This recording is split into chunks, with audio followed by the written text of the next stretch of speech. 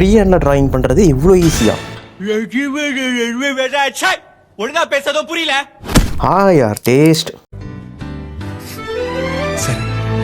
சிம்பிளாக ஈஸியான ஒரு கான்செப்ட் சொல்கிறேன். இந்த வீடியோவை சேவ் பண்ணி வச்சுக்கோங்க. நார்மலாக ஒரு லைனை ஸ்ட்ரெயிட்டாக ட்ரா பண்ணணும். பட் என்ன ஒரு கண்டிஷன்னா ஸ்கேல் இல்லாமல் ட்ரா பண்ணணும். முடியாதுல்ல? நான் கண்டிப்பாக முடியும். நான் சொல்கிற ட்ரிக்கை கற்றுக்கிட்டிங்கன்னா உங்களாலையும் ஸ்ட்ரெயிட்டாக ஒரு லைனை ட்ரா பண்ண முடியும். ஒரு லைனை ட்ரா பண்ணுறப்போ அதை ஒரு லைனாக பார்க்காதீங்க.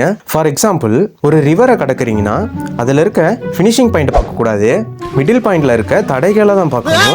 இப்போது இந்த கான்செப்டை இமேஜின் பண்ணிக்கோங்க.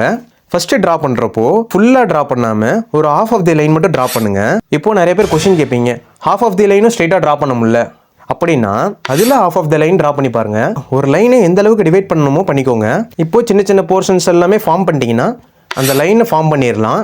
இதுதான் ஃப்ரீ ஹேண்ட் மெத்தடில் இருக்க பேசிக்கான கான்செப்ட். இதை தெரிஞ்சாலே போதும் ஒரு போர்ட்ரைட்டே ஃபார்ம் பண்ண முடியும். இவ்வளோ சொல்கிறியே நீ யார் அப்படின்னு கேட்பீங்க. நானும் ஒரு ஃப்ரீ ஹேண்ட் ஆர்டிஸ்ட் தான். ஏதாவது டவுட்ஸ்னால் டிஎம் பண்ணுங்கள். டே 12 பார்க்கலாம்.